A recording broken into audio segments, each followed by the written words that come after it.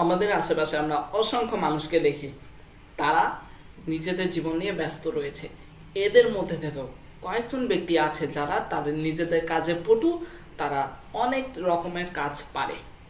উদাহরণস্বরূপ আমাদের ক্যাডেট কলেজে তাদেরকেই সকলের সামনে নেতা হিসেবে নির্বাচন করা হয়, যারা কিনা অনেক কিছু পারে, যারা অনেক কিছুতে পারদর্শী। এক্ষেত্রে যে কিনা গেমসে ভালো, যে কিনা বক্তৃতায় ভালো, যে কিনা পড়াশোনায় ভালো, তাকেই সকলের সামনে উদাহরণস্বরূপ দেখানো হয় যে তুমিও চাইলে পারো। এখানে এই কথাটা উঠে আসে যে যে রাধে সে চুলো বাঁধে। এটি একটি গুণ। এই গুণটি অর্জন করা আমাদের সকলেরই শিখতে হবে। এই গুণ অনন্য একটি গুণ। সম্মানিত শ্রোতাবৃন্দ, আজ ভাগ্যের পরিক্রমায় আমার উপর যে বিষয়টি নির্ধারিত হয়েছে সেটা হলো যে রাধে সে চুলো বাঁধে। সর্বপ্রথমে আপনাদেরকে বুঝতে হবে এই বিষয়টি যে এটা একটি বিশেষ গুণ। এই গুণ বা এই দক্ষতা সকলে অর্জন করতে পারে না, সকলে এই গুণ হাসিল করতে পারে না।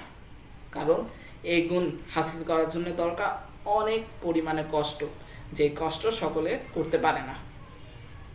যে রাধে সে চুলো বাঁধে, এই ব্যাপারটাকে বিশ্লেষণ করলে আমরা দেখতে পারবো, বুঝতে পারবো যে শাব্দিক অর্থে এখানে বোঝায় যে কিনা রান্না করে, অর্থাৎ বাসার আমাদের মায়েরা, তারা আবার তাদের চুলো বাঁধে, অর্থাৎ তারা নিজের পরিচর্যাও করতে পারে। এক্ষেত্রেই বোঝা যায় তারা সকল বিষয় পারদর্শী। রান্না করা থেকে চুল বাঁধা, এর মধ্যে যত আরও অন্যান্য কাজ আছে সেই সকলগুলোকে অন্তর্গত করেই এই গুণটা আমাদের সকলের সামনে ধরা দেয়। আমাদের বাসার মায়েরা শুধু বাসার কাজ করে না, তারা সন্তান পরিচর্যা থেকে শুরু করে আরও অনেক কিছু করে, যেটা আমরা খুবই সহজে লক্ষ্য করি না, কিন্তু তারা অনেক কিছু পারে। এই পারার গুণটাই আমাদের সকলের মধ্যে আনতে হবে। আমরা কোনো একটি বিষয়ে দক্ষ হলে তার সাথে সাথে অন্যান্য বিষয়ে আমাদের দক্ষতাকে বর্ধিত করা, এটাই হলো এই গুণের মূল বিষয়।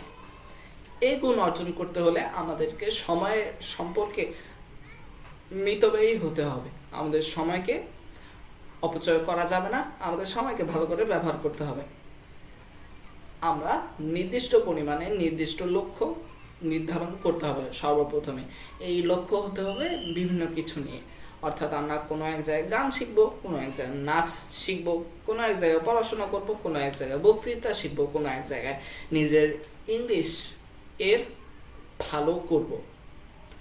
অর্থাৎ সকল জায়গায় আমরা নিজেদেরকে পরিস্ফুটন করতে পারি, সকলের সামনে আমরা নিজেদের দক্ষতা ক্রমান্বয়ে বাড়াতে পারি। এই গুণটাই হলো এই গুণ।